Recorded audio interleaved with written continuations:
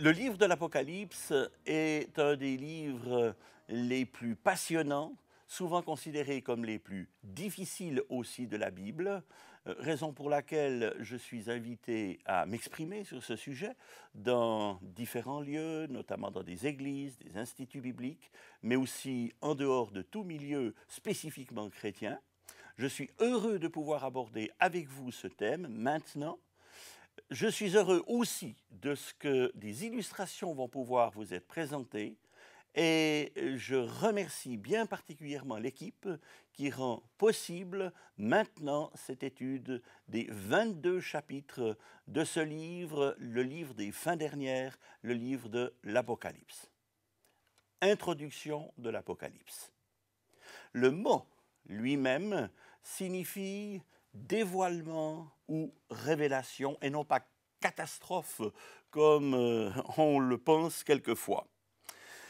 Ce livre est le 66e de la Bible et il nous confronte d'emblée à Jésus-Christ, Jésus-Christ glorifié, le roi des rois et le Seigneur des seigneurs. Le début du livre contient d'emblée une béatitude. Heureux celui qui lit et ceux qui entendent les paroles du livre de cette prophétie. Apocalypse 1, verset 3. De même que sa fin, au chapitre 22 et au verset 7, heureux celui qui garde les paroles de la prophétie de ce livre. Ceci souligne l'importance de ce livre, mais aussi la bénédiction qui résulte de sa lecture et de son étude.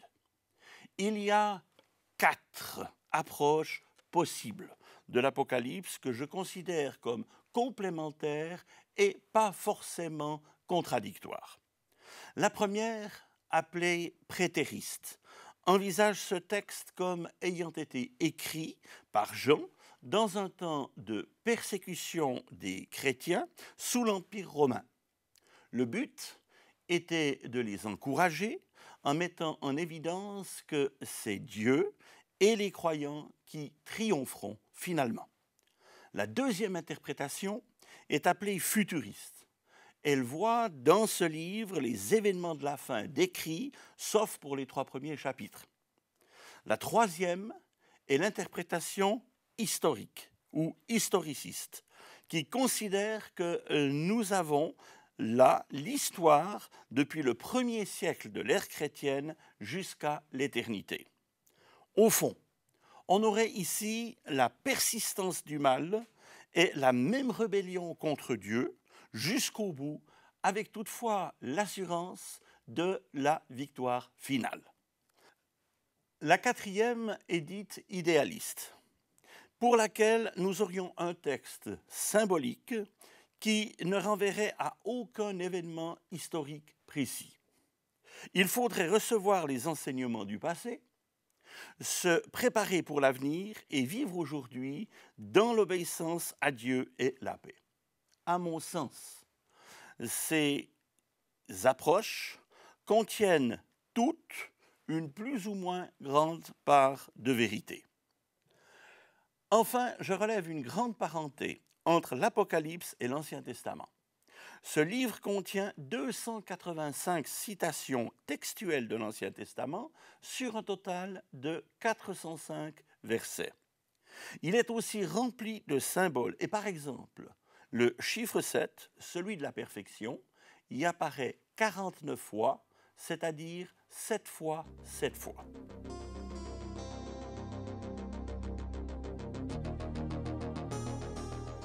Première partie, le Christ glorifié, chapitre 1. Le texte débute par révélation de Jésus-Christ. 7 titres glorieux de Jésus-Christ sont mentionnés dans les versets 5 à 8 du chapitre 1er. Je vais les énumérer. Ce sont le témoin fidèle, le premier-né des morts, le prince des rois de la terre, l'alpha, c'est-à-dire celui qui est avant toute chose, l'oméga, celui qui subsiste après toute chose, le Seigneur Dieu, le Tout-Puissant, au jour des jugements divins, Christ est manifesté comme témoin fidèle, celui qui dénoncera le mal dans ce monde. Il est celui qui va revenir, d'abord pour prendre à lui son Église fidèle, puis dans un deuxième temps pour juger et régner sur cette terre.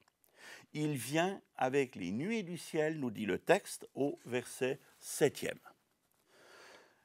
10 caractéristiques de Christ sont alors données des versets 12 au verset 16 de ce chapitre 1er. 1. Quelqu'un qui ressemblait à un fils d'homme. Ceci nous rappelle que Dieu a pris chair. Il s'est incarné. Il a été vu comme un homme ici-bas. Il est aujourd'hui le Fils de l'homme glorifié et il reviendra pour juger. Deuxièmement, il est vêtu d'une longue robe.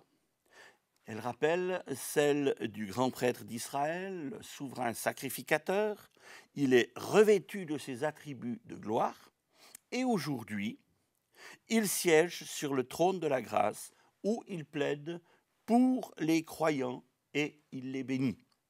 Troisièmement, il est question d'une ceinture d'or qu'il a sur la poitrine, qui serre en quelque sorte sa poitrine, et elle symbolise la vigilance, la préparation au combat. Christ revient non plus pour souffrir, mais en quelque sorte retenant ses sentiments de grâce, il exercera alors le jugement.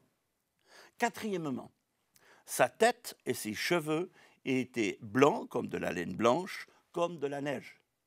Sur la montagne de la Transfiguration, Jean avait déjà contemplé cette blancheur éblouissante qui exprime la pureté parfaite de Jésus-Christ. 5. Ses yeux étaient comme une flamme de feu. À son retour, ses yeux transperceront les apparences, mettront à nu les sentiments et la réalité de chaque vie. Son regard a le pouvoir de consumer tout mal. La question que nous pouvons nous poser, c'est où en sommes-nous aujourd'hui devant celui qui voit tout et qui sait tout? Sixièmement, ses pieds étaient semblables à de l'airain ardent, comme s'il avait été embrasé dans une fournaise. Dans la Bible, l'airain est le métal qui symbolise toujours le jugement. Le serpent d'airain élevé dans le désert par Moïse préfigurait Jésus qui porterait les péchés des hommes et subirait à leur place le jugement de Dieu. C'est l'enseignement d'ailleurs que Jésus donne dans l'Évangile selon Jean au chapitre 3, dans les versets 14 à 16. Septièmement, sa voix était comme le bruit de grandes eaux. Quand on entend le bruit formidable des chutes d'eau d'un grand fleuve, eh bien, on réalise qu'il s'agit d'une voix comme le tonnerre. Huitièmement, il avait dans sa main droite 7 étoiles. D'après le verset 20, les 7 étoiles sont les messagers ou anges des 7 églises d'Asie mineure. Ces églises que nous trouvons dans les chapitres 2 et 3 de ce livre. Il peut s'agir des bergers des églises, probablement, ou éventuellement d'anges qui, selon l'Épître aux Hébreux, au chapitre 1, verset 14, accomplissent un ministère en faveur des croyants. Neuvièmement, de sa bouche sortait une épée aiguë à 2 tranchants. Le mot grec utilisé évoque plutôt une lance ou une très grande épée. Dans l'Écriture, il s'agit toujours d'un instrument de jugement, alors que l'épée de l'Esprit a pour fonction de redresser. Elle est la parole de Dieu et le substantif grec n'est pas le même dans ce cas-là. Dixièmement, son visage était comme le soleil lorsqu'il brille dans sa force. Saul de Tarse, sur le chemin de Damas, a été terrassé et rendu momentanément aveugle par la lumière de Christ glorifié. Toutefois, pour les chrétiens, il est le soleil de justice qui apportera la guérison, comme le mentionne Malachie 4, versets 1 et 2. Devant l'éclatante gloire du Christ ressuscité, le texte précise que Jean tombe comme mort. Le ressuscité lui dit alors avec infiniment de grâce, « Ne crains pas, et je suis le premier et le dernier et le vivant. J'étais mort, et voici, je suis vivant au siècle des siècles. Je tiens les clés de la mort et du séjour des morts. Jésus-Christ est le triomphant à toujours qui a autorité sur le séjour des morts. » La conclusion des versets 19 et 20 contient une grande clé d'interprétation de ce livre. Écris donc, 1. Ce que tu as vu, c'est-à-dire Christ ressuscité et glorieux d'Apocalypse chapitre 1er. 2. Ce qui est, c'est-à-dire tout ce qui concerne le temps de l'Église chrétienne sur terre, les chapitres 2 et 3. 3. Ce qui doit arriver ensuite, les chapitres 4 à 22, les temps à venir, révélation des événements futurs, choses qui doivent arriver bientôt. Chapitre 2. L'Église, son histoire au travers des 7 églises d'Asie mineure, chapitres 2 et 3 de l'Apocalypse. Les chapitres 2 et 3 correspondent donc aux choses qui sont. Celles qui existent actuellement, donc l'Église chrétienne sur la terre. Au 1er siècle, tout d'abord, il s'est agi simplement de 7 messages adressés à 7 églises situées en Asie mineure. C'est le sens premier et immédiat. Deuxièmement, on peut ensuite envisager ces textes comme un miroir où va se refléter notre vie personnelle, spirituelle, dans les différents stades de son évolution. Et il y a là une interpellation personnelle pour chacun et chacune d'entre nous. Troisièmement, plusieurs commentateurs ont considéré qu'il y a une description prophétique de l'histoire de l'Église dans ces chapitres 2 et 3. Un développement qui sera donc chronologique. Le plan de rédaction des 7 lettres sera chaque fois le même. On peut dégager 7 caractéristiques. Je les donne. Première caractéristique, la présentation de Christ sous l'un ou l'autre de ses attributs. Deuxièmement, la déclaration commune aux 7 lettres. Je connais tes œuvres. Troisièmement, le ou les points positifs relevés par le Seigneur. Dans la lettre à Laodicée, il n'y en a pas.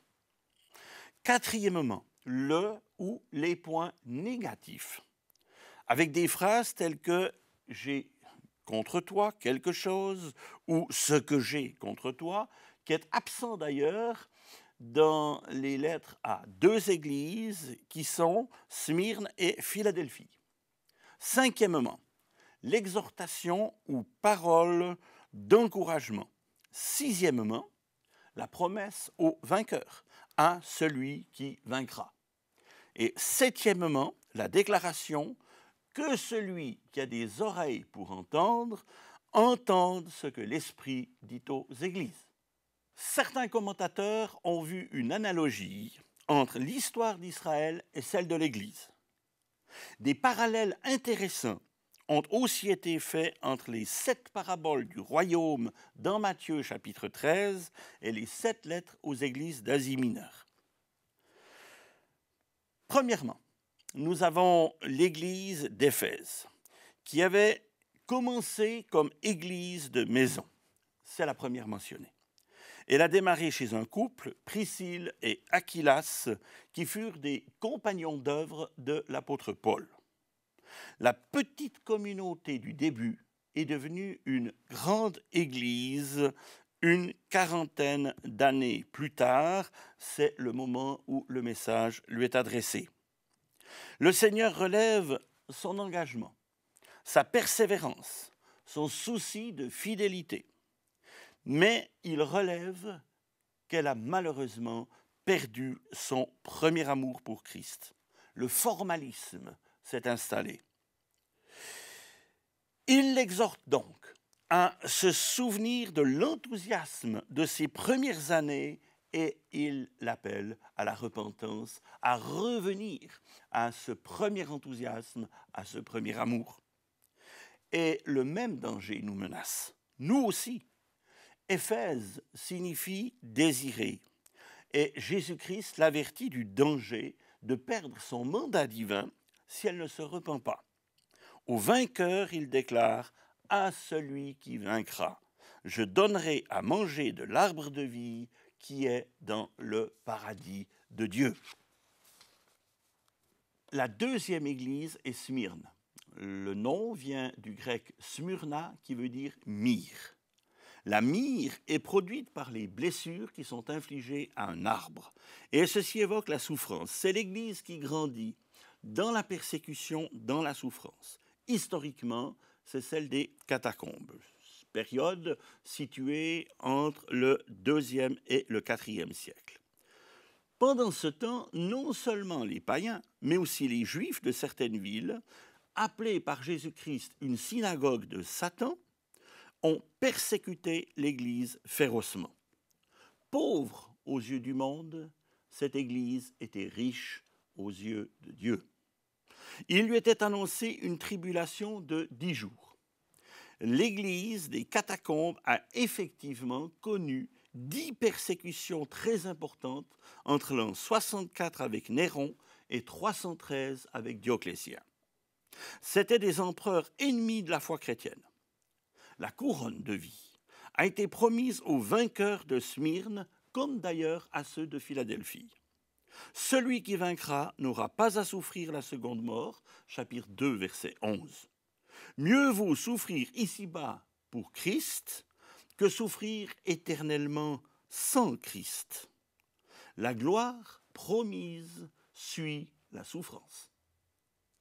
La troisième église, c'est Pergame, l'église du mélange, qui va commencer avec l'empereur Constantin au IVe siècle et va jusqu'au VIe siècle. Pergame a été une ville très riche, connue universellement pour ses monuments tout à fait imposants, ses grands bâtiments, entre autres le temple d'Esculape, dieu serpent de la santé, et celui de Jupiter, construit en l'an 29 et qui a été démonté plus tard. Il a été transporté et reconstruit avant la Première Guerre mondiale à Berlin. Le souverain prêtre babylonien de Pergame portait le titre de Pontifex Maximus, constructeur de ponts, d'où découle d'ailleurs le titre de souverain pontife. Dans ce lieu où Jésus-Christ dit que Satan avait sa demeure, versets 12 et 13 du chapitre 2, le Seigneur va susciter une église. Ça, c'est sa stratégie à lui. Le texte biblique parle d'Antipas, un martyr de cette église, qui a été fidèle jusqu'à la mort. À l'époque, il suffisait de refuser de s'incliner devant l'autel de l'empereur, de sacrifier aux idoles, et on dressait le bûcher pour le supplice. Antipas peut aussi signifier simplement contre tous. Un symbole, en somme, de la résistance opposée au diable. Il est appelé son témoin. À l'image de Christ, le témoin fidèle, si nous sommes nous-mêmes fidèles et témoins, nous aurons aussi notre récompense, si nous persévérons jusqu'au bout. Satan propose des compromis, et certains pensaient possible d'adhérer extérieurement aux exigences des autorités sans renier le Seigneur. Et ce fut alors la décadence, le début du mélange et de la confusion spirituelle croissante. Christ parle alors de la doctrine de Balaam, que nous voyons en Nombre 22, verset 28, qui a voulu fléchir la volonté divine, essayant d'obtenir un oui, alors que Dieu, lui, avait dit non. Puis il s'est tourné vers l'occultisme, Balaam, les enchantements, pour nuire au peuple de Dieu. N'ayant pas réussi par ses moyens, il suggère à Balak, roi païen, d'organiser une fête lors de laquelle, cette fois-ci par la séduction, le peuple d'Israël finit par sacrifier aux démons et il est tombé à cause de cette ruse. Le résultat fut rien moins que 24 000 morts. Le châtiment de Balaam, il est vrai, n'a pas tardé. Il a été finalement tué par les Israélites. En 313, Constantin proclama le christianisme religion de l'Empire. Le christianisme s'est alors paganisé et corrompu par l'union impie de l'Église et de l'État. Pergame veut dire père gamos, pour le mariage. C'est l'union contre nature du trône et de l'autel. C'est aussi le despotisme d'une Église qui, de persécutée qu'elle avait été, est devenue persécutrice, qui s'est dévoyée alors dans toutes sortes de traditions et de pratiques d'origine plus ou moins païenne. Christ appelle donc à la repentance, seul chemin de restauration, sinon le jugement de celui qui a l'épée à deux tranchants va s'exercer. Au vainqueur, il promet de la manne cachée, c'est-à-dire lui-même. Pain venu du ciel, comme il le dit en Jean, chapitre 6, et un caillou blanc. Le caillou blanc, qu'est-ce que c'est? C'était un symbole d'acquittement dans les tribunaux d'alors. Vous étiez reconnu innocent, on votait avec un caillou blanc. Mais aussi, c'est un symbole d'invitation aux fidèles qui étaient conviés à des noces, et là, ce seront les fidèles conviés aux noces de l'agneau. Dans l'Antiquité, un caillou blanc, dans ce cas, valait comme carte d'invitation à un banquet. Enfin, le caillou blanc correspondait encore à l'époque à un bulletin de vote. Sachons, nous aussi maintenant, dans notre contexte, prendre position résolument pour Jésus-Christ et voter pour sa cause. Quatrièmement, nous avons l'église de Thyatire, l'église de la tradition. Elle couvre prophétiquement le temps des églises romaines et orthodoxes, c'est-à-dire du 7e au 21e siècle. Lydie, marchande de pourpre, originaire justement de Thyatire, selon le texte d'Actes 16, versets 14 à 15, s'était convertie dans la ville de Philippe par la prédication de Paul. Elle a été, cette Lydie, la première convertie en Europe. Il est vraisemblable qu'elle est devenue la missionnaire qui a suscité cette église. Le Seigneur relève le fidèle et persévérant service social de ces chrétiens. Et il mentionne l'activité tolérée d'une certaine Jézabel, personnage qui vécut au IXe siècle avant Jésus-Christ, mentionné dans les chapitres 16 à 21 du premier livre des rois.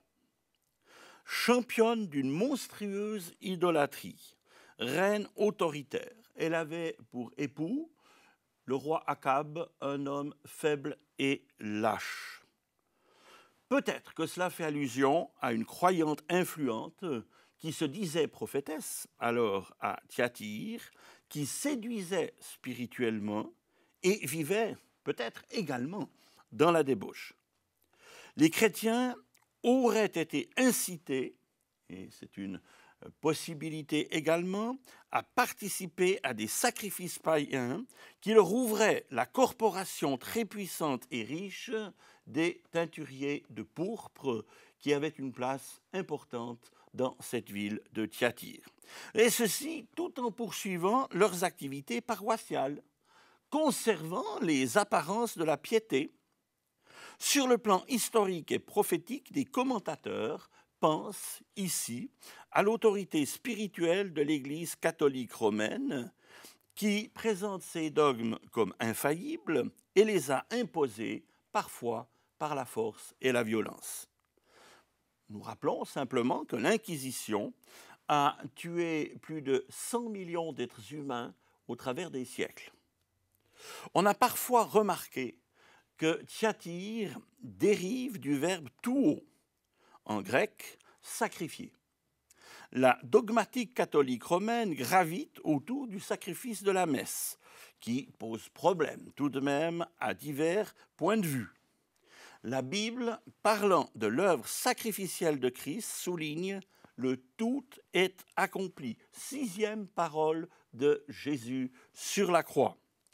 Il n'y a aucun mérite humain ni rien à ajouter à l'œuvre parfaite et complète du Sauveur pour nous. Ces commentateurs soulignent que Dieu est patient et a donné du temps à cette Église pour se repentir. D'après le texte, elle ne veut malheureusement pas se repentir et son jugement surviendra aussi sûrement que celui de Jézabel. Le texte biblique précise pour Thyatire qu'après le lit de l'adultère spirituel, elle connaîtra celui des souffrances et ses enfants seront frappés de mort. On peut être fils de l'Église et ne pas être enfant de Dieu. Or, ce qui compte, c'est d'être enfant de Dieu. Le Fils de Dieu fait toutefois la différence dans ce texte, clairement, entre les empoisonneurs et les empoisonnés. Il jugera avec justice. Il ne met pas d'autre fardeau sur ceux qui n'ont pas suivi cette idolâtrie spirituelle. Mais il leur dit simplement de retenir ce qu'ils ont reçu jusqu'à ce qu'ils viennent. À Thyatire, il y a des vainqueurs et Jésus-Christ les connaît. Ils recevront leur récompense. Christ, l'étoile du matin, vient et il exhorte à écouter ce que l'Esprit dit aux églises. Sardes est la 5e église. Elle se trouve en Apocalypse 3, versets 1 à 6. Cette ville fut très riche. Elle a été la capitale de Crésus, l'inventeur de la monnaie. Au VIe siècle avant Jésus-Christ, elle était la principale cité du royaume de Lydie. Au 1er siècle, toutefois, ce n'était plus qu'une ville quasi morte, vivant du renom de son passé. Elle avait connu un passé béni, se faisant passer pour vivante, alors que dans le moment où le Seigneur s'adresse à elle, il la déclare spirituellement morte et sa foi s'est éteinte. Christ lui dit, voici ce que dit celui qui a les 7 esprits de Dieu et les 7 étoiles. Plus question de chandelier qui symbolise le témoignage. Le risque est le même aujourd'hui d'ailleurs, de se réclamer d'un passé glorieux, de porter un beau nom peut-être, mais qui ne correspond plus au vécu de l'Église et de la communauté. Le Seigneur se présente ici comme celui qui a les 7 esprits de Dieu, le nombre 7 exprimant la perfection et la plénitude. Cette expression souligne la perfection du ministère du Saint-Esprit qui connaît et qui juge. Étymologiquement, Sardes évoque l'expression « ceux qui échappent ». On y a vu une allusion à l'Église de la Réforme qui a échappé au départ aux dérives de l'Église de Rome. Ceci paraît souligné par la parole de Christ au verset 3. « Rappelle-toi donc comment tu as reçu et entendu la parole, garde et repens-toi. » Ou « garde cette parole et repens-toi. » La Réforme a ramené à la parole de Dieu, la Bible. On peut s'appeler protestant et ne plus protester. Se croire vivant et être néanmoins mort. Il y a ici aussi des vainqueurs qui n'ont pas souillé leurs vêtements, qui marcheront avec le Seigneur en vêtements blancs parce qu'ils en sont dignes. Il y a des croyants qui réagissent devant la dégradation spirituelle, le libéralisme théologique, la désobéissance éthique aux lois données par le Créateur, telles que par exemple la justification de l'homosexualité condamnée par la Bible. Dieu aime les homosexuels, mais pas l'homosexualité. Si tu ne veilles pas, je viendrai comme un voleur, et tu ne sauras pas à quelle heure je viendrai te surprendre au verset 3. Au retour de Christ, ceux qui ne l'attendront pas ne seront pas prêts et vivront une surprise terrible. Dans chacune des 7 lettres de ces chapitres 2 et 3 de l'Apocalypse, il est fait allusion au prochain retour de Jésus-Christ. Jésus en parle en particulier pour appeler à la vigilance. Au vainqueur, Jésus promet « Je n'effacerai pas son nom du livre de vie, et je confesserai son nom devant mon Père et devant ses anges. » Chapitre 3, verset 5.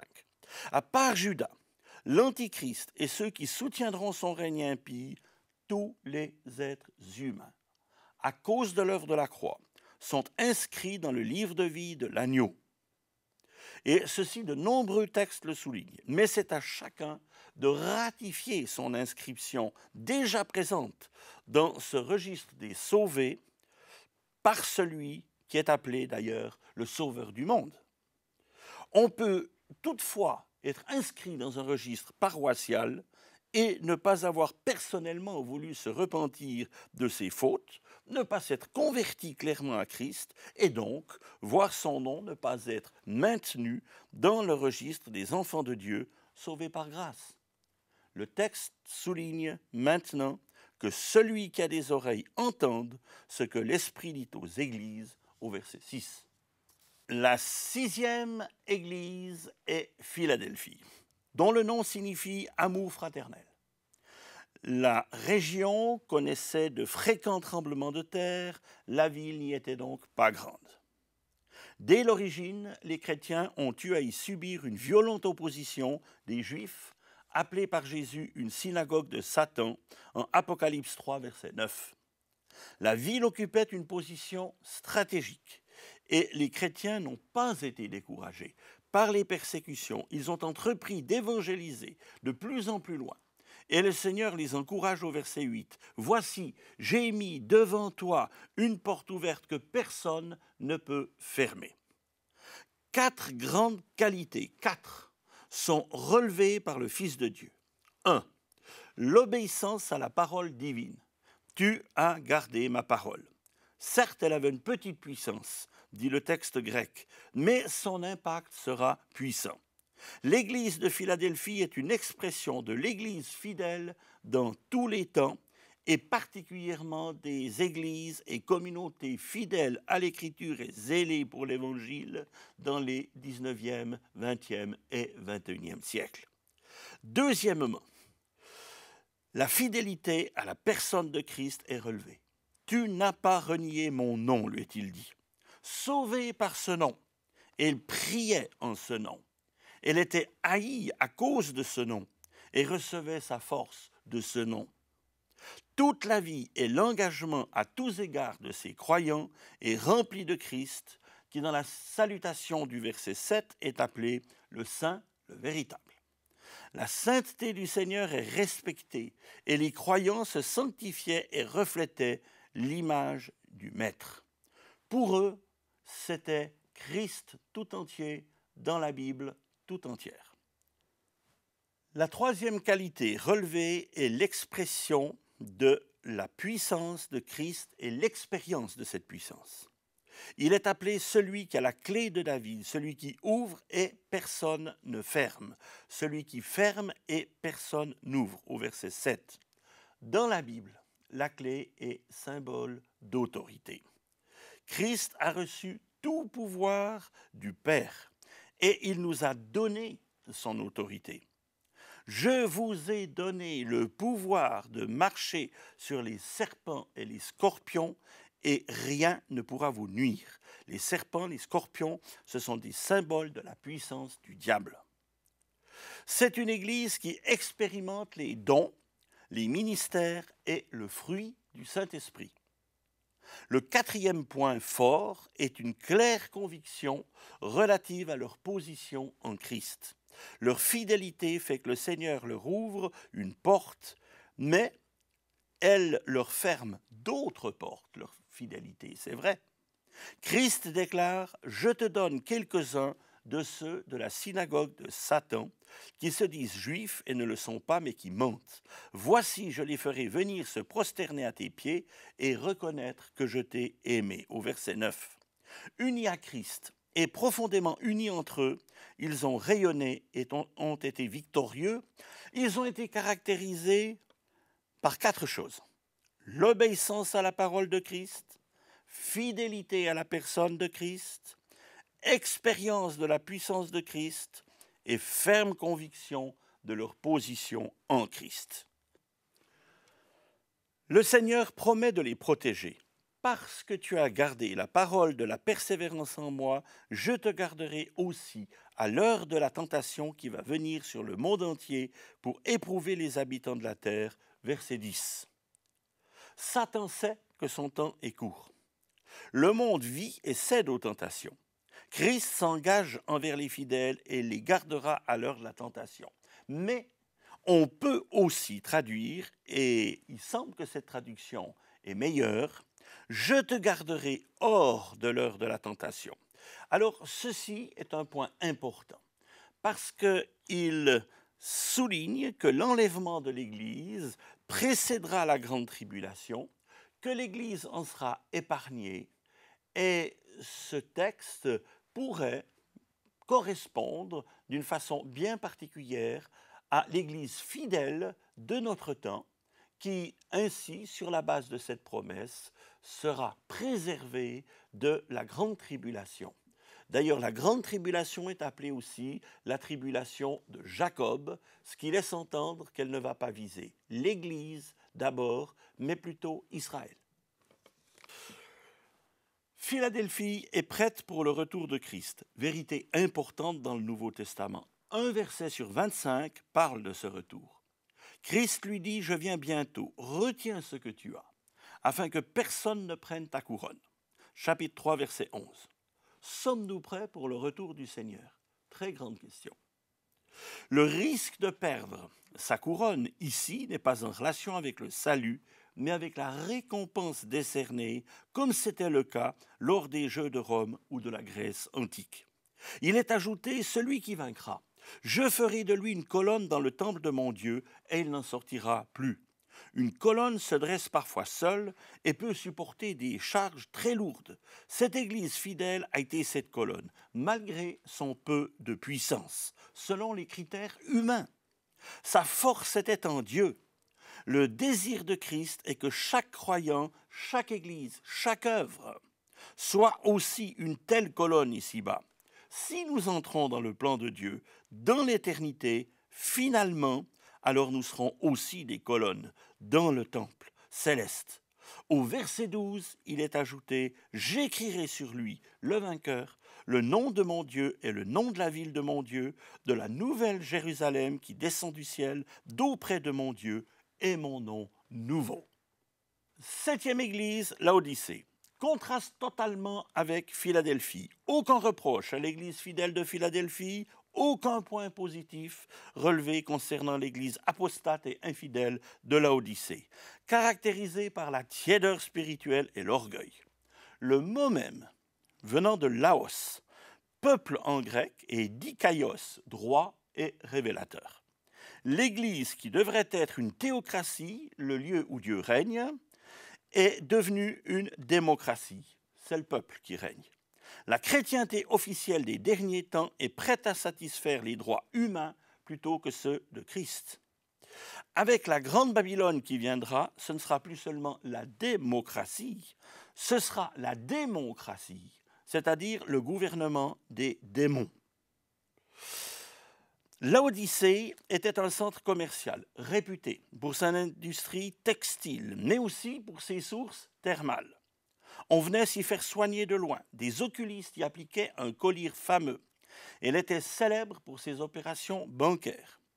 Il est probable que Paul ait fondé cette église quand il a parcouru la Galatie et la Phrygie. Jésus-Christ lui dit « Je connais tes œuvres, je sais que tu n'es ni froid ni bouillant. Puisses-tu être froid ou bouillant ? Ainsi, parce que tu es tiède, je te vomirai de ma bouche. » Versets 15 et 16 du chapitre 3. Le mot grec traduit par bouillant peut aussi se traduire par fervent.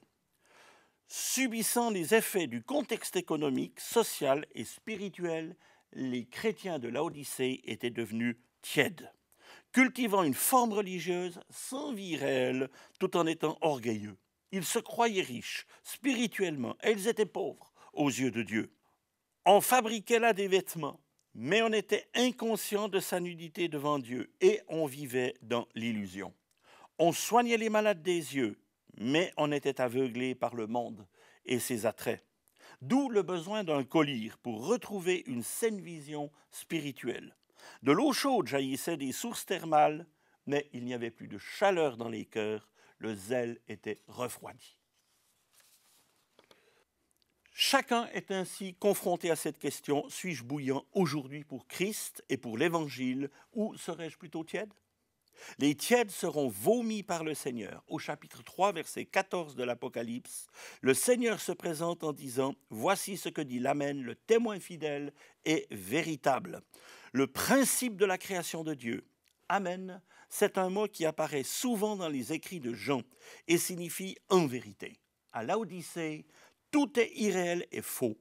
Il y a divorce entre parole et acte, et Christ s'adresse à cette Église comme le témoin fidèle et véritable auquel on ne peut rien cacher et que l'on ne peut pas tromper par des apparences religieuses. Le principe de la création de Dieu fait allusion au chapitre 8 du livre des Proverbes, dans lequel Christ est la sagesse personnifiée qui a présidé à la création du monde. Cette Église prétentieuse doit être confrontée à la vraie sagesse, celle de Dieu, afin de découvrir son véritable état qui est misérable. Parce que tu dis, je suis riche, je me suis enrichi, je n'ai besoin de rien, parce que tu ne sais pas que tu es malheureux, misérable, pauvre, aveugle et nu, verset 17, vantarde, cette Église s'aime tant elle-même qu'elle n'a plus d'amour pour Dieu. Et c'est toujours un grand danger quand une Église s'appuie sur ses capacités propres, victime d'un esprit de mensonge, elle croit au mensonge et elle est fière de la maturité spirituelle à laquelle elle s'imagine bien à tort être parvenue. Le Seigneur lance alors encore un appel, parce que tu dis, parce que tu ne sais pas, je te conseille d'acheter de moi de l'or éprouvé par le feu, afin que tu deviennes riche, et des vêtements blancs, afin que tu sois vêtu, et que la honte de ta nudité ne paraisse pas. Et un collyre pour oindre tes yeux, afin que tu vois. L'or parle de la justice de Dieu et de la parole de Dieu quand elle fait autorité.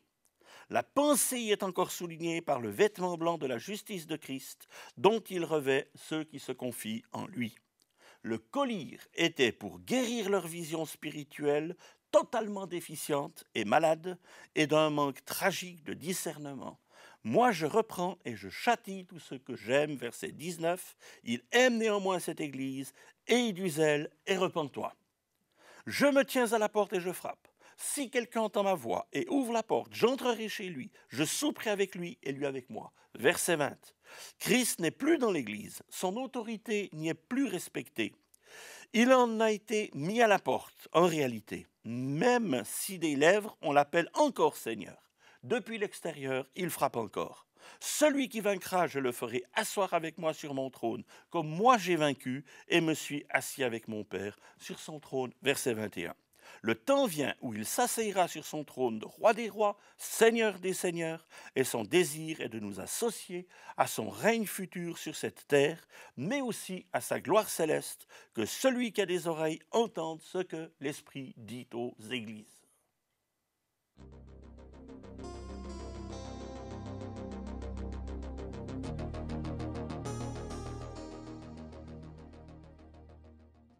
Alors nous avons vu l'introduction à l'Apocalypse, les choses que tu as vues, c'est-à-dire le chapitre 1er, Christ glorifié. Ensuite, les choses qui sont, les chapitres 2 et 3 du livre de l'Apocalypse, qui regroupent les 7 églises d'Asie mineure, qui correspondent aussi à un développement chronologique de l'Église de Jésus-Christ depuis ses débuts jusqu'à la fin. Maintenant, nous allons aborder la 3e grande partie de l'Apocalypse, c'est-à-dire les chapitres 4 à 22. Troisième partie donc, le trône du Créateur, chapitre 4. Après cela, je regardai et voici une porte était ouverte dans le ciel. Chaque étape nouvelle du plan de Dieu pour le monde comportera la mention d'une ouverture. Et ici, la porte ouverte dans le ciel permet de voir le trône du jugement, trône du Créateur. Après l'enlèvement de l'Église fidèle, le juge suprême est intronisé. Nous sommes, depuis ce premier verset, dans la troisième partie donc de l'Apocalypse, c'est-à-dire ce qui sera. Nous voyons ce qui advient lorsque l'Église est au ciel. Elle est symbolisée par l'apôtre Jean, qui au verset 1er est enlevé lui-même au ciel. Nous soulignons que les textes que nous allons commenter ne se développent pas d'une manière linéaire, comme dans un texte où on irait chronologiquement de A à Z. Souvent, on aura des scènes qui se déroulent dans le ciel et puis sur la terre. On verra ce qui est décrété au ciel et puis les effets des décrets divins ici-bas. Parfois aussi, les visions se recoupent ou se superposent. Au chapitre 4, le trône du jugement remplace celui de la grâce. Et Jean le découvre en train d'être dressé dans la gloire. Christ fera grâce, il faut le souligner, même lorsque ses jugements s'abattront sur la terre. Mais la justice deviendra le critère fondamental des relations de Dieu avec les hommes pécheurs. Aussitôt, je fus saisi par l'Esprit, et voici, il y avait un trône dans le ciel, et sur ce trône, quelqu'un était assis, chapitre 4, verset 2. Il avait l'aspect d'une pierre de jaspe et de sardoine, verset 3. Le jaspe transparent comme le cristal symbolise l'incomparable gloire de Dieu, et le rouge ardent de la sardoine évoque l'ardeur du feu du jugement. Dans l'Ancienne Alliance, ces deux pierres étaient portées par le grand prêtre d'Israël sur le pectoral de jugement qui était sur sa poitrine. Et la première de ces pierres était justement la sardoine. Il y était gravé le nom de Ruben, le premier-né, qui veut dire littéralement « voyez un fils ». Et la dernière, un jaspe, qui portait le nom du 12e fils, Benjamin, qui veut dire « fils de ma droite ». Celui qui est sur le trône ne peut être regardé. Il nous est dit que nul ne peut voir Dieu et vivre. Mais en quelque sorte, le Père proclame « Voici le Fils de Dieu, Fils de ma droite, qui va juger les hommes et instaurer son règne. » Le trône, nous est-il dit, était environné d'un arc-en-ciel semblable à de l'émeraude. Verset 3. L'arc-en-ciel, en dépit des jugements qui arrivent, annonce la fidélité finale de Dieu envers la terre et la race humaine. Autour du trône, 24 trônes. Sur ces trônes, 24 vieillards assis, revêtus de vêtements blancs et sur leur tête des couronnes d'or.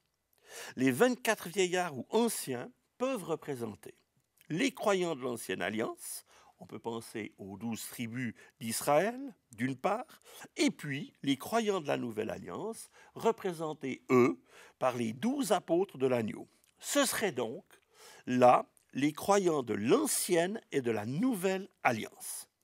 Ils portent des couronnes de vainqueurs. Dans ce chapitre, ils célèbrent son pouvoir créateur. Au chapitre 5, ce sera le pouvoir rédempteur. Du trône sortent des éclairs, des voix et des coups de tonnerre. Devant brûlent 7 lampes ardentes qui sont les 7 esprits de Dieu, verset 5. Les lampes ardentes symbolisent la sainteté de Dieu, ainsi qu'on le voit notamment avec le buisson ardent dans Exode 3, verset 2. Verset 6. Il est question d'une mer de verre comme du cristal. Dans Apocalypse 17, verset 12, la mer symbolise les peuples dans leur agitation. La mer paisible, limpide comme du cristal, parle du jour où tout sera comme figé devant la colère du juste juge. Au milieu du trône, 4 êtres vivants remplis Dieu devant et derrière. Ces 4 êtres vivants pourraient être représentatifs de toute la création. C'est toute la création, mais aussi tous les croyants de l'Ancienne et de la Nouvelle Alliance qui adorent celui qui vit au siècle des siècles, qui jette leur couronne devant le trône. Leur cantique au verset 11 est celui-ci, il est magnifique. Tu es digne, notre Seigneur et notre Dieu, de recevoir la gloire, l'honneur et la puissance, car tu as créé toutes choses, et c'est par ta volonté qu'elles existent et qu'elles ont été créées. C'est l'hymne au Créateur. Au chapitre 5, nous trouvons un livre scellé, le grand livre de la rédemption. Verset 1. Je vis dans la main droite de celui qui était assis sur le trône un livre écrit en dedans et en dehors, scellé de 7 sceaux. Dans l'Antiquité, on scellait les documents officiels. Les rouleaux de manuscrits sur parchemin ou papyrus, matériel coûteux, étaient fréquemment utilisés pour écrire en dedans et en dehors. Le précieux document sera alors entre les mains du Seigneur des Seigneurs, seul digne d'en rompre les sceaux. Ce livre, scellé de 7 sceaux, contient les preuves de la pleine royauté de Jésus-Christ et de ses prérogatives. Ceci dans le ciel, alors que sur la terre, Satan se préparera à instaurer son gouvernement mondial impie. La loi de Moïse prévoyait le rachat des propriétés, des esclaves et de la postérité. Par son œuvre rédemptrice, Jésus-Christ a tout racheté et il fera valoir ses droits, en particulier sur la terre, qui lui appartient. Le verset 9 déclare « Tu as racheté pour Dieu par ton sang des hommes de toute tribu, de toute langue, de tout peuple et de toute nation. » Le lion de la tribu de Juda, c'est Christ.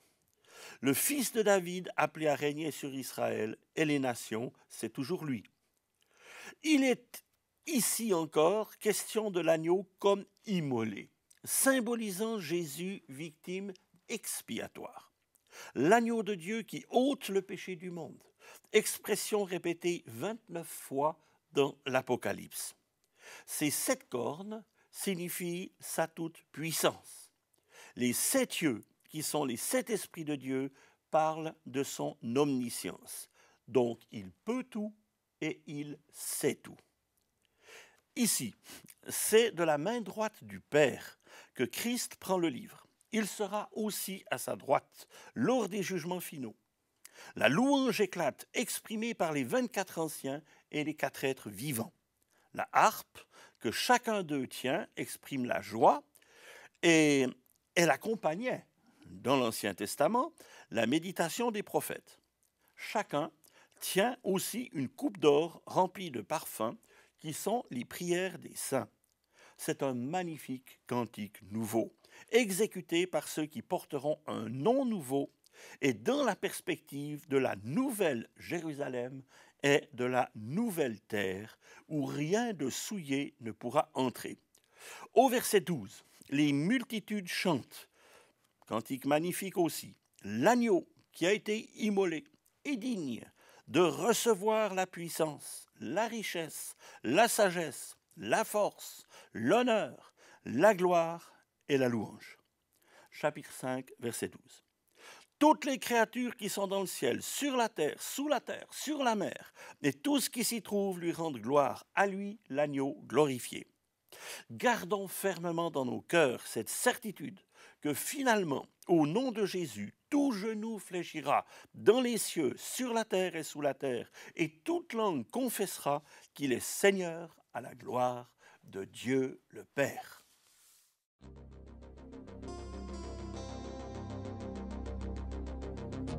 Eh bien, chers amis, nous avons donc découpé l'Apocalypse en 7 volets. Nous allons aborder maintenant le 4e.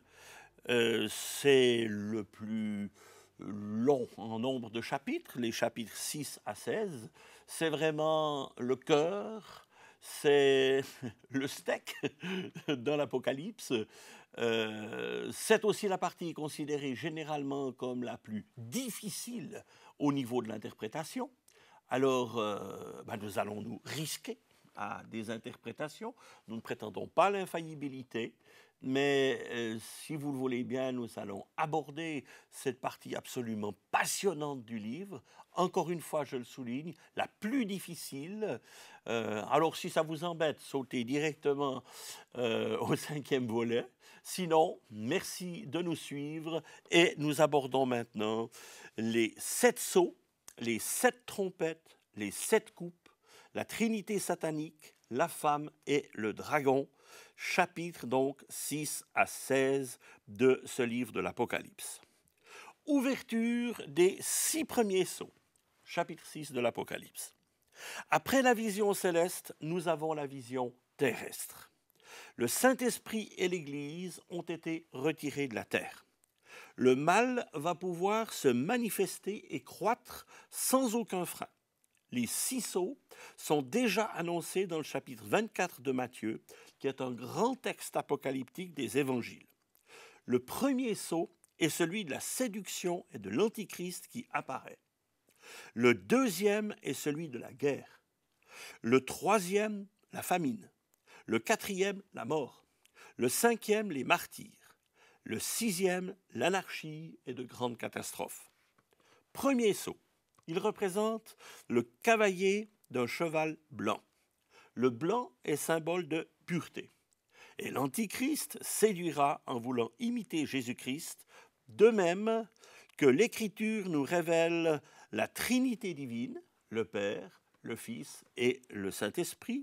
L'Apocalypse annonce une Trinité satanique à la fin des temps, comportant Satan, l'Antichrist et le faux prophète.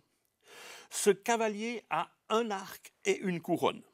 Il est sûr de sa victoire et de parvenir à régner. Aujourd'hui déjà, l'esprit de l'Antichrist agit fortement et de diverses manières. Soyons donc sur nos gardes. Le deuxième sceau, dans les versets 3 et 4, présente le cheval roux de la guerre et l'épée qui tue. Christ a annoncé en Matthieu 24, versets 6 à 7, « Une nation s'élèvera contre une nation et un royaume contre un royaume. » Le troisième sceau présente au verset 5 un cheval noir, et celui qui le montait tenait une balance à la main. Après les guerres, la famine. Le problème déjà actuel de la faim va exploser, et le système politique et économique actuel va s'écrouler. Accompagné alors de modifications climatiques dramatiques mentionnées dans ce livre. D'après le verset 6, la drastique diminution de la nourriture ne connaîtra que 2 exceptions, l'huile et le vin. Alors, selon certains commentateurs, ceci serait un ultime signe de la grâce de Dieu qui symboliquement épargnerait les remèdes servant au soulagement des plaies. Le quatrième sceau, versets 7 à 8, manifeste un cheval couleur verdâtre. Celui qui le monte se nomme la mort. Le pouvoir est donné sur le quart de la terre pour faire périr les hommes par la violence, la famine et aussi les bêtes sauvages. Le quart de l'humanité mourra alors. À quoi est-ce que l'allusion aux bêtes sauvages correspond? Il a été supposé qu'il pourrait s'agir en fait des ravages de virus, autrement plus dangereux que les lions eux-mêmes. Les armes bactériologiques existantes peuvent aussi, avec des quantités infimes de virus, détruire des centaines de millions d'êtres humains en un temps très court. On dit aussi que chaque année, au moins une nouvelle maladie très grave se déclenche à la surface de notre globe. Ceci correspondrait aux pestes prophétisées dans d'autres textes du Nouveau Testament. L'ouverture du 5e sceau. Je vis sous l'autel les âmes de ceux qui avaient été immolés à cause de la parole de Dieu et à cause du témoignage qu'ils avaient rendu. Ils crièrent d'une voix forte en disant « Jusqu'à quand, Maître saint et véritable, tarderas-tu à juger et à tirer vengeance de notre sang sur les habitants de la terre ?» Versets 9 à 11. Il y a de nombreux martyrs à cause de leur foi en Jésus-Christ dans toute une série de régions du monde aujourd'hui déjà. L'Antichrist sera un terrible persécuteur des croyants, et cela amènera la vengeance du ciel. Il est écrit que des robes blanches seront remises aux martyrs, allusion à la pureté de ceux qui auront été justifiés par Christ. Sixième sceau, colère de Dieu et anarchie, chapitre 6, versets 12 à 17.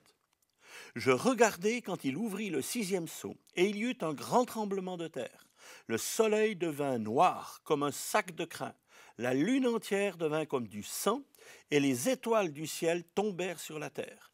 Le ciel se retira comme un livre qu'on roule, toutes les montagnes et les îles furent remuées de leur place, les rois de la terre, les esclaves et les hommes libres se cachèrent dans les cavernes et dans les rochers des montagnes. Ils disaient aux montagnes et aux rochers, tombez sur nous et cachez-nous devant la face de celui qui est assis sur le trône et devant la colère de l'agneau, car le grand jour de sa colère est venu et qui peut subsister. Ces versets illustrant les châtiments résultant de la colère de Jésus-Christ sont déjà annoncés dans toute une série de prophéties de l'Ancien et du Nouveau Testament. Il y a des catastrophes terrestres et cosmiques terribles qui vont frapper les hommes. Mais il se pourrait aussi que ces phénomènes aient leur correspondance dans des événements d'ordre moral et spirituel et annoncent, entre autres, l'effondrement des structures de notre société humaine, avec pour résultat, dans tous les cas, une panique générale et une terreur universelle. Ce chapitre 6 se termine par cette terrible question, le grand jour de sa colère est venu, qui peut subsister?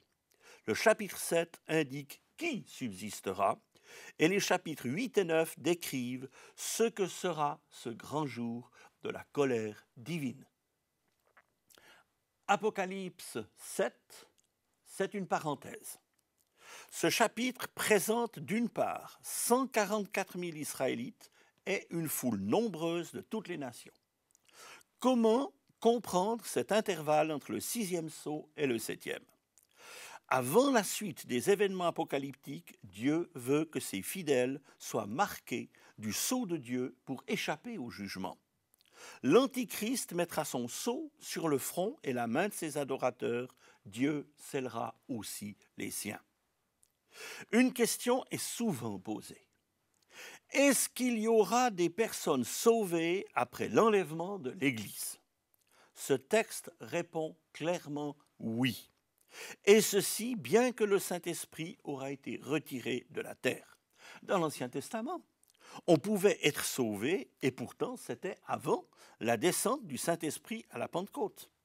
Le Saint-Esprit absent d'ici-bas, le mal sera sans frein. Mais le Saint-Esprit continuera à parler et agir.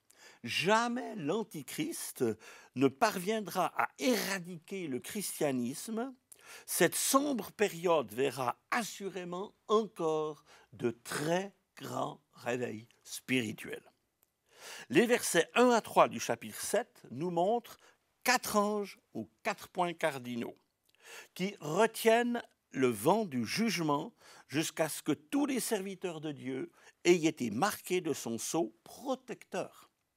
Dans les versets 4 à 8, il est clairement indiqué qui sont les 144 000. Ce sont des membres des 12 tribus d'Israël. 12 000 pour chaque tribu.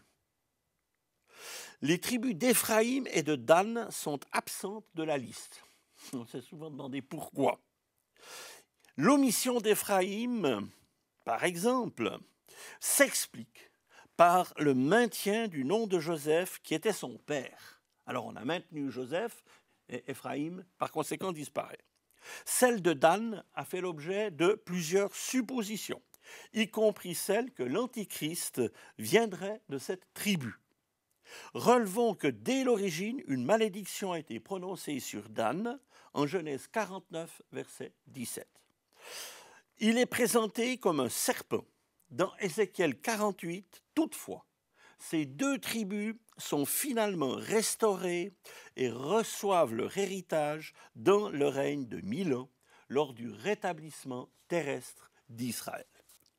Les 144 000 des Juifs seront les missionnaires du royaume de Dieu dans le monde, des Juifs ayant reconnu en Jésus-Christ leur Messie, Seigneur et Sauveur. Dans les versets 9 à 17, il est question d'une foule innombrable qui adorera Dieu et qui comprendra des hommes et femmes de toute langue et de tout peuple, ceux-là. Ce sont précisément ces vainqueurs revêtus de robes blanches qui sont vus se tenant devant le trône.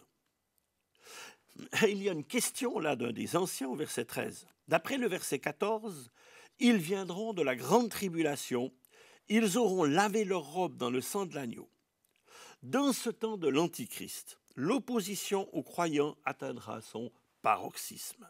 Mais l'annonce de l'Évangile se fera avec une telle puissance que cela surpassera tout ce qui aura été vécu précédemment. On les voit avec des palmes à la main, symbole de joie et d'adoration, comme lors de l'entrée de Christ à Jérusalem. Ils célébreront d'une voix forte le salut de Dieu et le serviront jour et nuit devant son trône. Dans son temple qui sera en principe au ciel, alors que cela est précisé, en Ézéchiel 40 à 43, il y aura un temple aussi qui sera restauré, mais celui-ci sur la terre.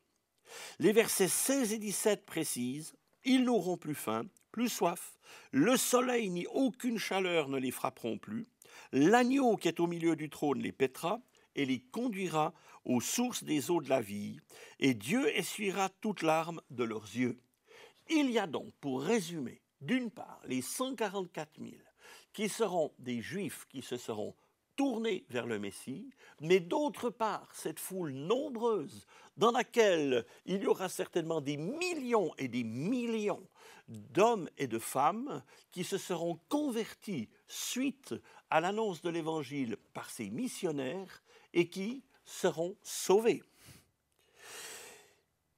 Il est question ici de leur sort, disant qu'ils n'auront plus faim, plus soif, le soleil ni aucune chaleur ne les frapperont plus, l'agneau qui est au milieu du trône les paîtra, les conduira aux sources des eaux de la vie, Dieu essuiera toute larme de leurs yeux. Les anges, les 24 anciens, les 4 êtres vivants adorent le Seigneur et disent Amen. La louange, la gloire, la sagesse, l'action de grâce, l'honneur, la puissance et la force soit à notre Dieu au siècle des siècles. Amen. Là, c'est la joie du ciel au chapitre 7 de l'Apocalypse. Dans le chapitre 8, nous verrons l'enfer sur la terre.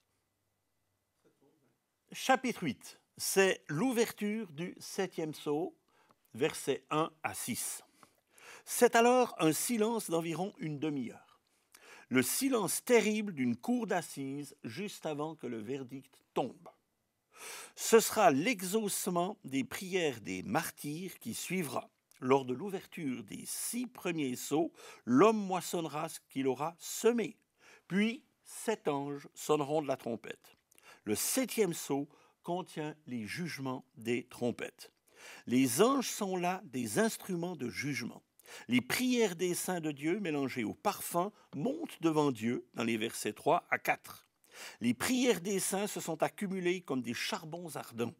L'encensoir rempli de feu de l'autel est jeté sur la terre. Il y a voix et coups de tonnerre, tremblements de terre et éclairs. Au verset 7, grêle et feu mêlés de sang sont jetés sur la terre. Le tiers de la terre est brûlé, ainsi que le tiers des arbres et toute herbe verte. Il y a là un désastre écologique terrible. Il y a peut-être aussi un sens figuré, la Bible comparant parfois les orgueilleux et les tyrans à des arbres destinés à être abattus, par exemple en Daniel 4, versets 21 à 22. Le psaume 92, au verset 8, parle aussi des méchants qui croissent comme l'herbe et seront détruits. La deuxième trompette évoque comme une grande montagne embrasée par le feu, jetée dans la mer, et le tiers de la vie des mers détruit, ainsi que le tiers des navires de la planète. Il peut s'agir d'un astéroïde ou d'une bombe atomique de très grande puissance. Sur le plan symbolique, la mer parle de l'humanité sans Dieu et la montagne une puissance politique dont Babylone est représentative. Le tiers de la mer changé en sang peut signifier que le tiers de l'humanité sera la victime des idéologies sataniques, la puissance du diable étant précipitée dans la mer des peuples, majoritairement impies. Ce sera une punition foudroyante et terrible. La troisième trompette, versets 10 à 11. Grande étoile ardente appelée absinthe qui tombe sur la terre. Formidable pollution des eaux. Beaucoup d'hommes meurent. Là aussi, il peut s'agir d'un météore ou d'un engin atomique. Sur le plan spirituel, il peut s'agir de la chute de Satan que Jésus a vu tombant du ciel comme un éclair en Luc 10, verset 18. La quatrième trompette, versets 12 à 13.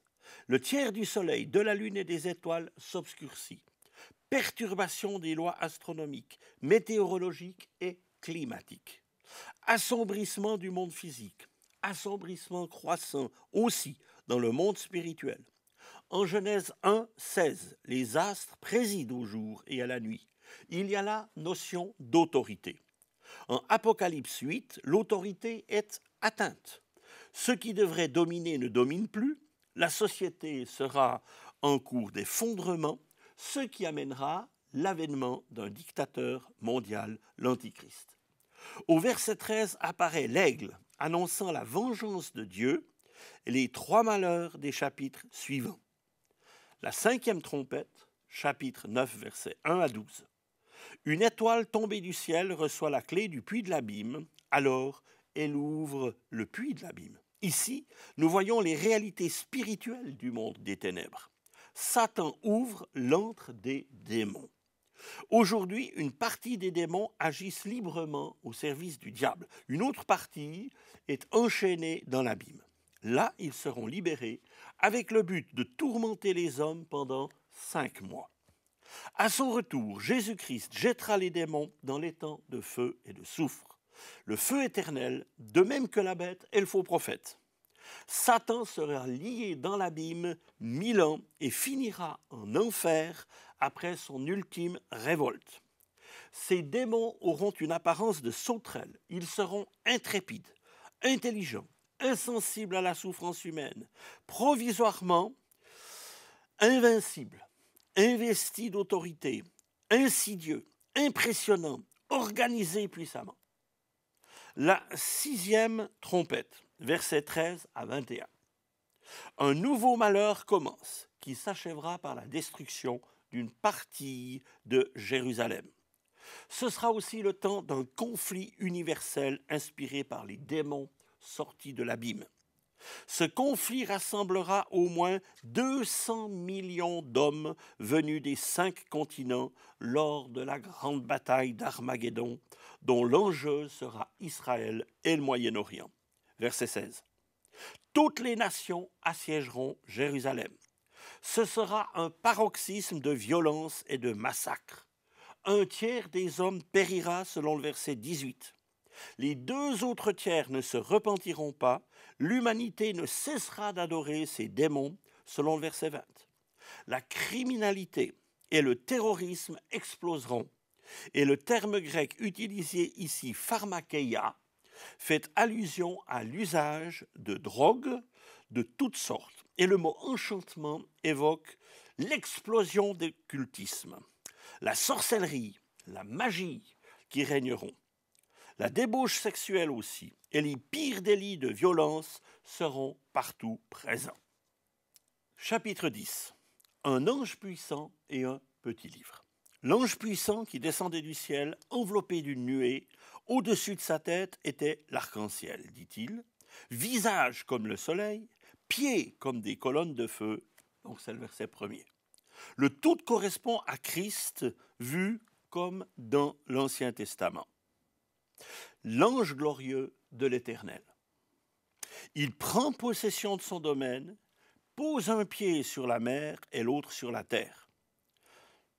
Tout lieu que foulera la plante de votre pied sera à vous, dit Deutéronome 11, 24. Donc, plus de délai, cette fois, pour l'accomplissement de la parole de Dieu. Le mystère de Dieu qui trouvera son explication c'est toute l'œuvre rédemptrice du Fils de Dieu. Et ses effets s'étendront aux individus, à la société humaine et à toute la nature. Alors tous les problèmes trouveront leur solution. Finalement, la terre sera remplie de la connaissance de l'Éternel, comme le fond de la mer par les eaux qui la couvrent. Ésaïe 11, 9. Alors nous connaîtrons tous les mystères du royaume de Dieu. Chapitre 10, versets 8 à 11. Jean voit dans la main de l'ange un petit livre ouvert qui sera doux comme du miel dans sa bouche quand il le mangera et amer dans ses entrailles. Il annonce des événements douloureux. Apocalypse 11 et 12 concernent principalement Israël. Les chapitres 13 à 18 décrivent des événements concernant le monde entier. Chapitre 11. Le langage rappelle totalement l'Ancien Testament et nous voici dans le temple de Jérusalem, érigé vraisemblablement là où le premier temple l'a été il y a 3000 ans. Pendant 3 ans et demi, l'Antichrist ayant conclu une alliance avec Israël, Jérusalem sera probablement capitale des 3 grandes religions monothéistes. Les Juifs exerçant leur culte dans le temple et les autres religions sur le parvis extérieur. L'Antichrist rompra son alliance et s'asseyra dans le temple se proclamant lui-même Dieu. C'est 2 Thessaloniciens 2,4 qui le dit. Nous avons ensuite les versets 3 à 14 qui nous présentent 2 témoins qui vont prophétiser à Jérusalem 1260 jours, soit les 3 ans et demi pendant lesquels les nations fouleront aux pieds la ville. Ce sera un temps d'offensive divine. Ils exerceront un ministère de puissance formidable en jugement. Pour certains, il s'agira, disent-ils, d'Enoch et d'Élie, qui n'auront pas passé par la mort et qui reviendraient passant par cette réalité avant de ressusciter. Pour d'autres, ces 2 personnages pourraient être Moïse et Élie, dont les ministères ont des analogies avec celui de ces 2 prophètes. Moïse et Élie étaient avec Jésus sur la montagne de la Transfiguration. Mis à mort, quoi qu'il en soit, ils ressusciteront au bout de 3 jours et demi, et de toutes les nations, on les verra. Prophétie intéressante, puisqu'elle implique la TV. Alors, un grand tremblement de terre frappera Jérusalem et 7000 hommes seront tués. La 7e trompette, chapitre 11, versets 15 à 19. À ce moment, le royaume du monde est remis à notre Seigneur et à son Christ, et il régnera au siècle des siècles, verset 15. Ceci n'est pas chronologique, et les chapitres 12 à 18 présentent les événements qui se passeront pendant les 7 ans de la grande tribulation avant la 7e trompette. Ici, c'est le couronnement du roi. Le verset 18 déclare que Dieu exterminera ceux qui détruisent la terre, ce qui a une connotation clairement écologique. Au verset 19, l'arche de l'Alliance apparaît dans le ciel. Elle est le symbole de la fidélité de Dieu envers Israël. C'est une nouvelle arche dans un nouveau temple. Apocalypse 12. Israël face au dragon. Apocalypse 12 et 13 sont considérés souvent comme l'épine dorsale, le sommet littéraire ou le point de convergence des prophéties de ce livre. Le verset 1er et le 3e mentionnent des signes. Séméion en grec, mentionné 7 fois dans l'Apocalypse. Une femme et un dragon. Et ceci correspond à des temps forts dans le déroulement des plans de Dieu. Le mot ciel désigne la sphère dans laquelle se déroulera le combat d'Apocalypse 12. Et vous trouvez là 4 personnages. 1. La femme enveloppée du soleil, verset 1. Il ne s'agit ni de l'Église qui est engendrée par Christ, et pas l'inverse, ni de la Vierge Marie, mère de Christ, mais dont la mission s'est arrêtée là. Il s'agit d'Israël. Pourquoi? L'Arche de l'Alliance du chapitre 11 coïncide avec la réintégration d'Israël comme peuple terrestre de Dieu. La nation d'Israël a été appelée épouse de Dieu d'ailleurs, dans Ésaïe 54, versets 5 et 6. Le soleil, il évoque le soleil de justice, Christ qui guérira la postérité d'Abraham. La couronne de 12 étoiles, qu'est-ce que c'est? Probablement les 12 tribus d'Israël. Enfin, les douleurs de l'enfantement, c'est la femme Israël. Le salut vient des Juifs, nous est-il dit en Jean 4, 22. Christ régnant sur les nations est né de la femme Israël. Deuxième personnage, le fils mâle, c'est Jésus-Christ qui pètera les nations avec une verge de fer. Troisième personnage, le grand dragon rouge, c'est Satan. Grand dragon malfaisant. Rouge, feu, couleur du sang. 7 têtes qu'il a. Pouvoir politique, totalitaire. 7 diadèmes, symbole de l'autorité usurpée par l'Antichrist pour un temps toutefois limité. 10 cornes, qui selon Apocalypse 17 symbolisent 10 rois. Quatrième personnage, l'archange Michel, combattant le dragon avec ses anges et chassant le diable des lieux célestes.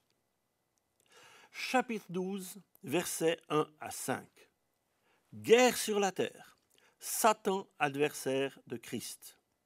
Versets 7 à 12, guerre dans le ciel, Satan accusateur des croyants. Versets 6 et 13 à 18, nouvelle guerre sur la terre, Satan agresseur d'Israël.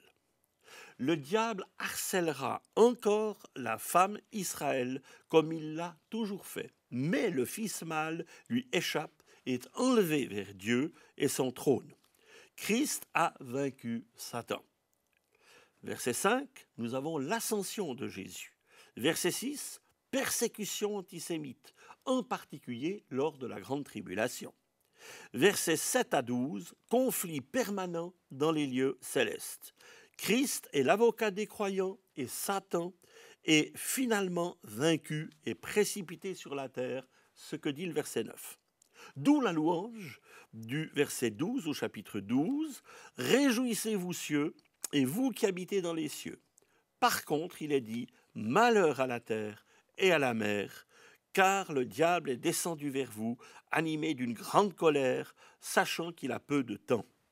La femme Israël échappera à la fureur de l'ennemi et s'enfuira au désert, dans un lieu préparé par Dieu, où elle sera nourrie, ceci pendant 1260 jours, 3 ans et demi.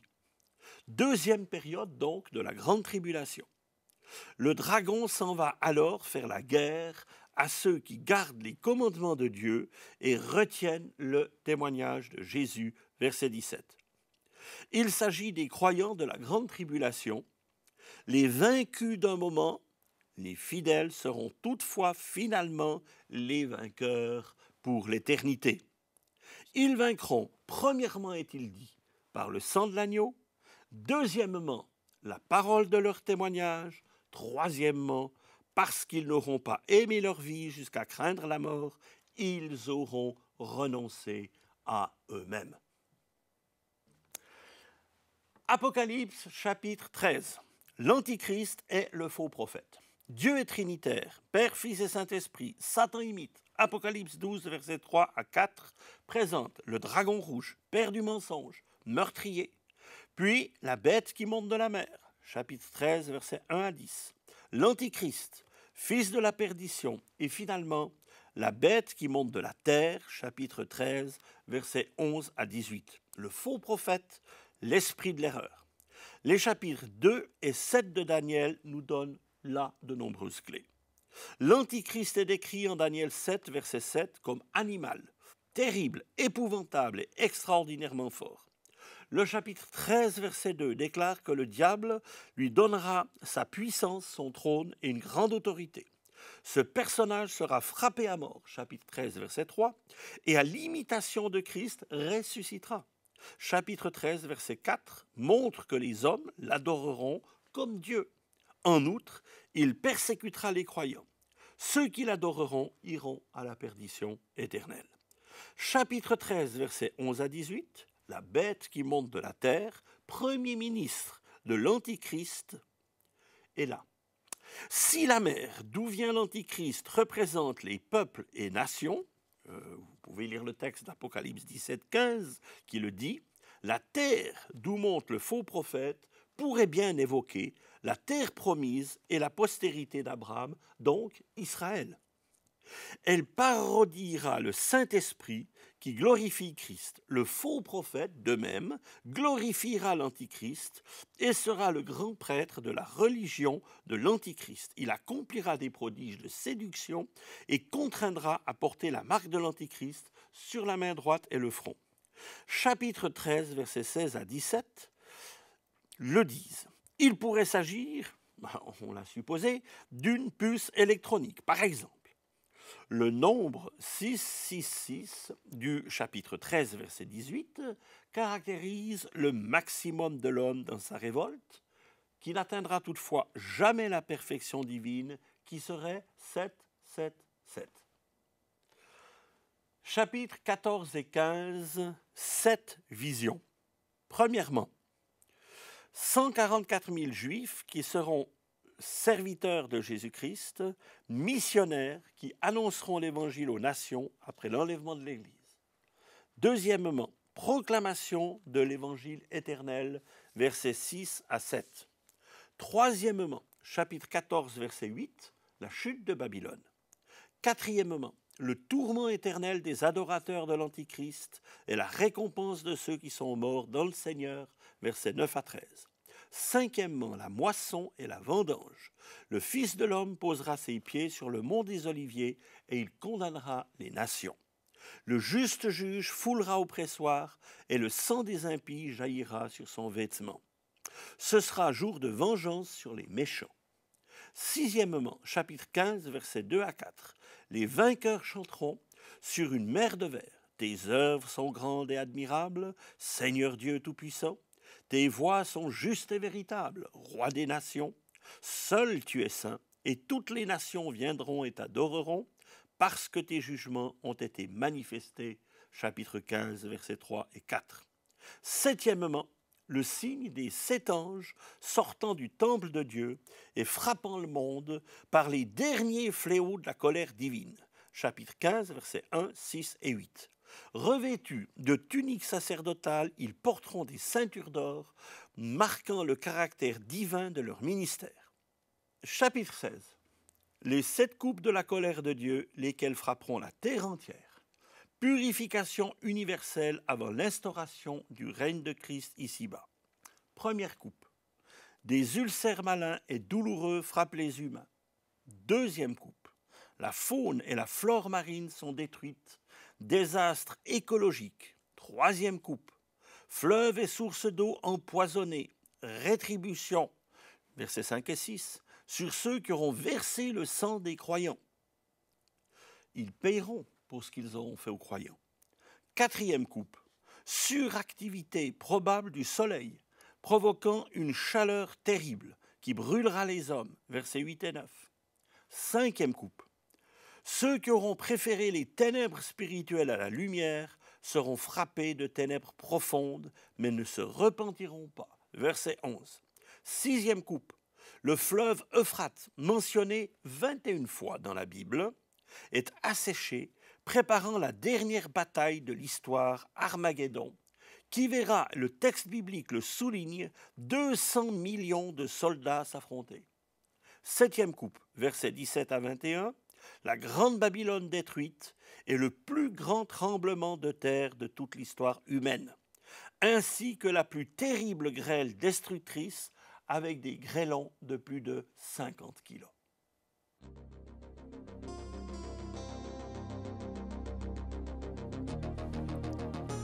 Cinquième volet, la grande Babylone, Christ vainqueur, les 4 Alléluia. Ce sont les chapitres 17 et 18 de l'Apocalypse.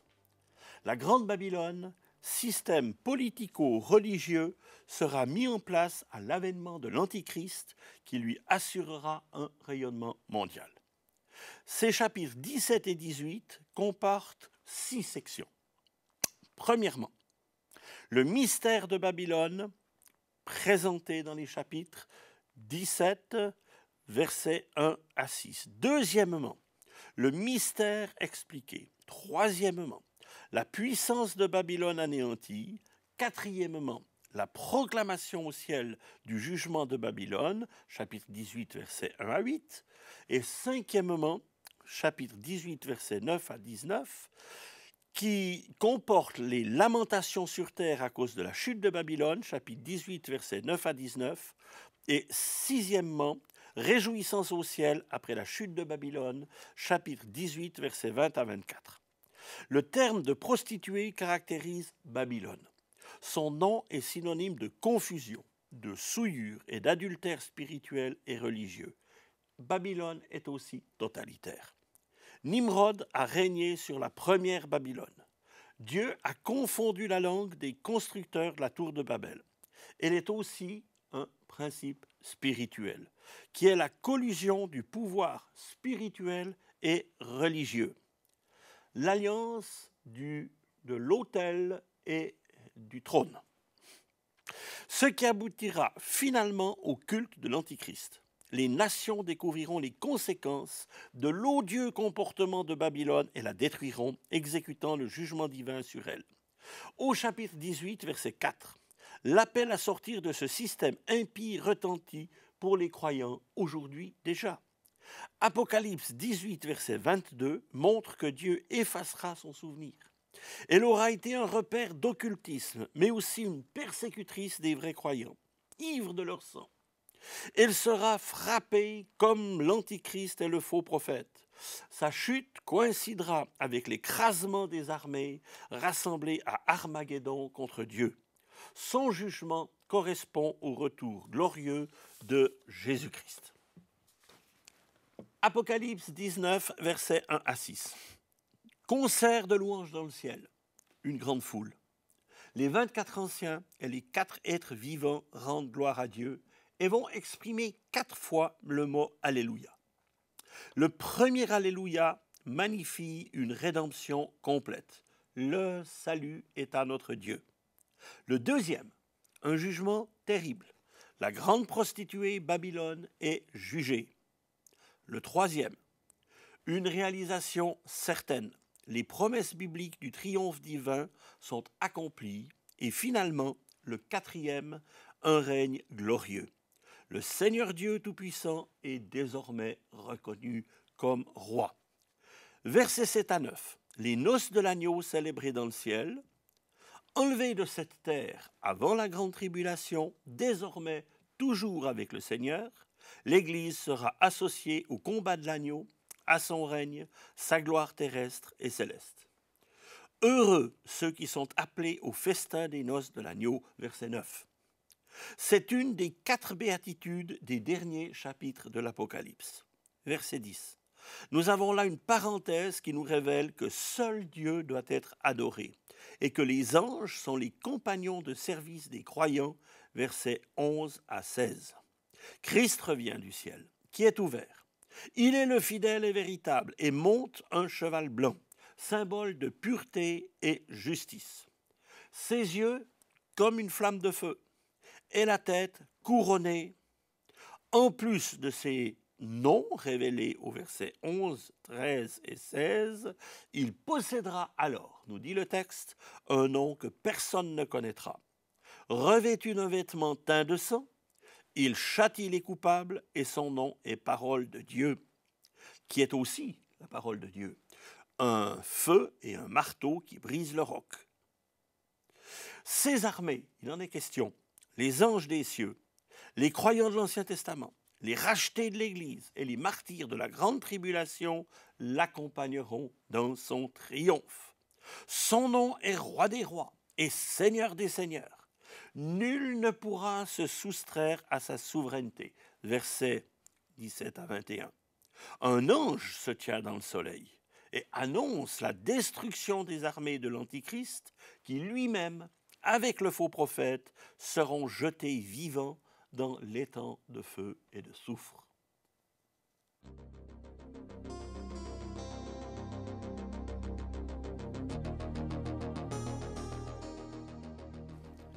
Sixième volet de notre étude sur l'Apocalypse. Cette fois-ci, après beaucoup de jugements, eh bien, la lumière va aller croissant. Apocalypse 20 va du millénium au jugement dernier.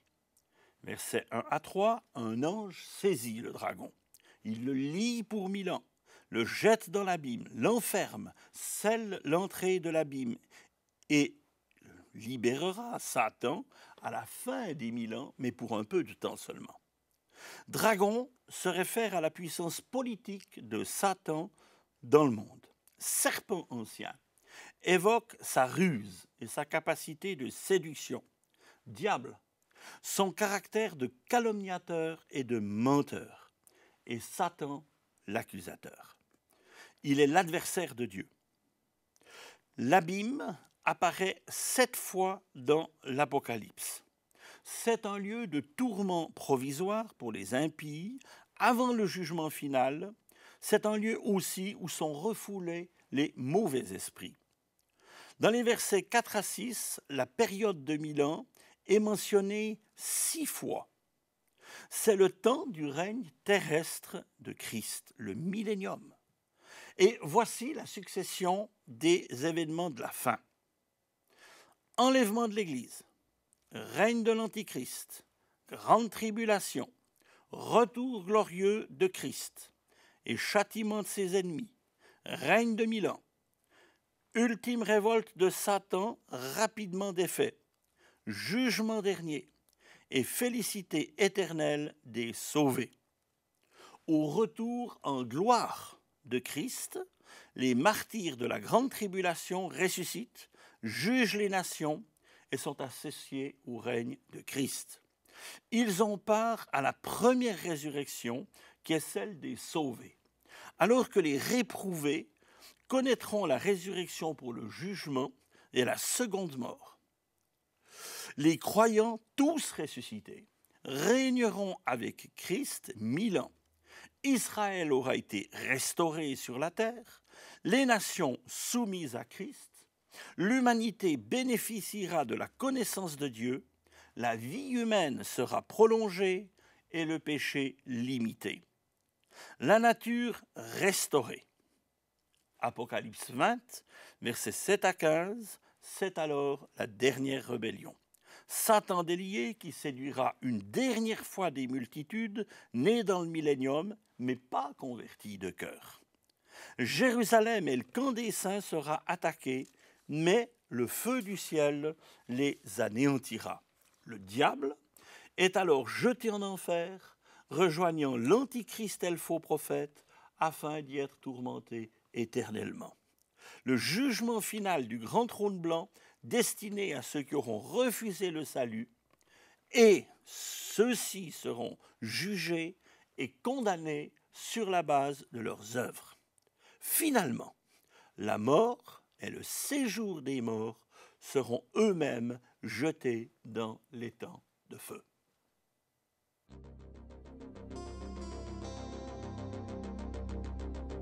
Septième volet de l'Apocalypse, l'éternité et la Jérusalem céleste. Cette fois, on débouche sur la pleine lumière et l'état éternel. Chapitre 21, verset 1 à 22, verset 5. Rien ne rappellera la création présente dans cette nouvelle dimension. Tout y sera parfait et éternel. Ainsi seront les nouveaux cieux et la nouvelle terre. La nouvelle Jérusalem qui descendra du ciel sera la capitale universelle. Elle sera semblable à Christ, son époux, qui est parfait. Christ en sera l'âme, la lumière et la vie. Dieu habitera avec les rachetés et il sera pleinement présent en chacun. Plus de larmes, plus de deuil ni de douleur. La mort ne sera plus. Au verset 8, les lâches, les incrédules, les abominables, les meurtriers, les débauchés, les magiciens, les idolâtres et les menteurs seront, eux, éternellement en enfer. Le verset 16 indique que la ville sainte aura 2500 km de côté. Là aussi, il faut simplement faire quelques petits calculs, voir à quoi correspondaient les mesures indiquées dans le contexte de l'époque et traduites en dimension d'aujourd'hui. Cela nous donne donc 2500 km de côté. Bien sûr qu'il s'agit d'une réalité céleste qui nous dépasse et qui comporte des dimensions qui, elles aussi, nous dépassent.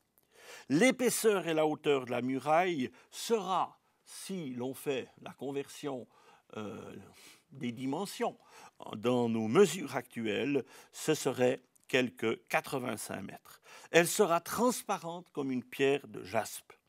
Elle comportera 12 portes avec un ange à chacune d'elles. Chacune sera une perle précieuse et demeurera ouverte. 12 fondements à la muraille. Sur ceux-ci, les noms des 12 apôtres de l'agneau. Chaque fondement sera une pierre précieuse et la ville d'or pur comme du verre pur. De même, la place centrale de la ville, Dieu en sera le temple.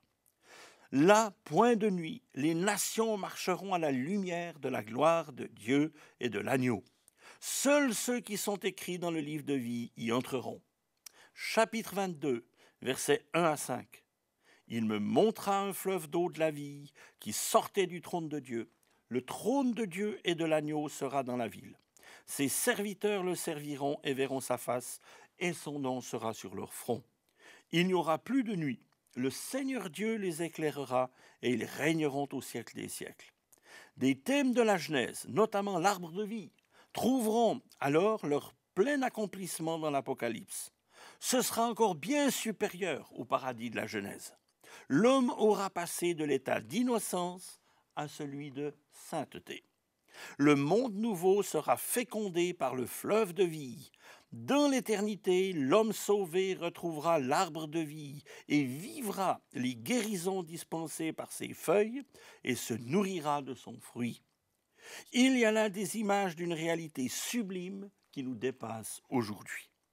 Il n'y aura plus d'anathème, plus de malédiction. Tous verront la face de Christ lui étant rendu semblable. Ses fidèles lui rendront un service parfait. Ce seront des serviteurs rois. Chapitre 22, versets 6 à 21, nous donne la conclusion du livre et de la Bible. Ces paroles sont certaines et véritables. Verset 6, la Bible est un livre de certitude, suivi de la dernière promesse. Jésus nous dit, voici, je viens bientôt. Répété 3 fois, verset 7, verset 12 et verset 20.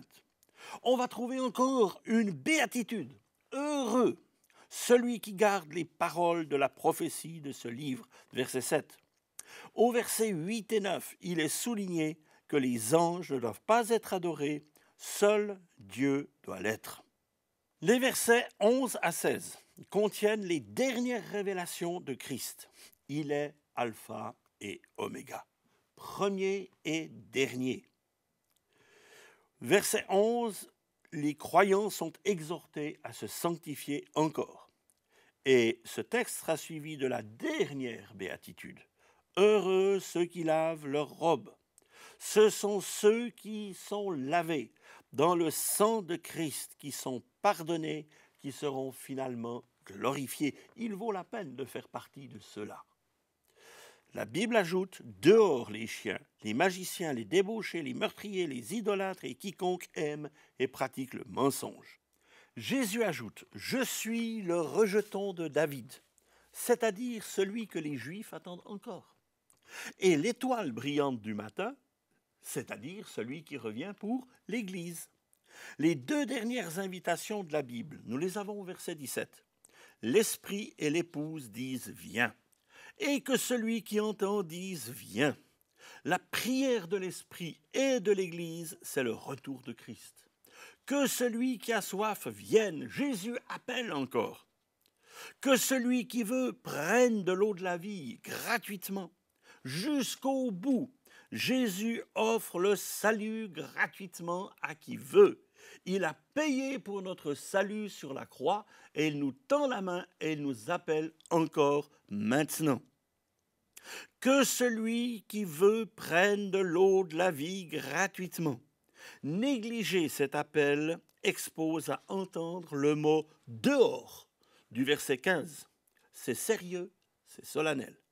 C'est aujourd'hui le jour du salut.